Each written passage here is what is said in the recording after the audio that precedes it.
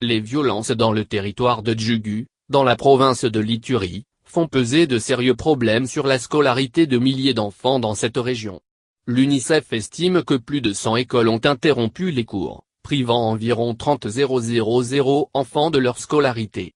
RFI a pu visiter l'une de ces écoles désertées dans le village de Ndaki.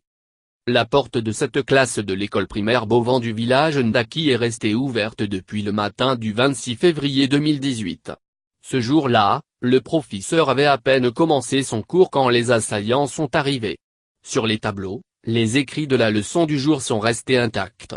Malgré le risque sécuritaire, Marichal Obongo, directeur de cette école, est revenu voir ce qu'il en reste, 2 semaines après l'attaque. C'est avec émotion qu'il entre dans cette salle de classe. Il y avait des élèves dans la salle de classe. L'enseignant commençait à donner sa leçon. C'était la leçon de français, analyse des articles définis et des articles indéfinis, se souvient-il. C'est alors que les assaillants sont venus du village voisin, d'après son récit. Les enfants étaient dans la classe. Les assaillants sont venus, des villages voisins, poussant tout le monde à fuir l'école. S'ensuivent alors pillage et incendie de cases. Un homme a même été tué. Plus de 300 élèves et une dizaine d'enseignants ont trouvé refuge à Bunia.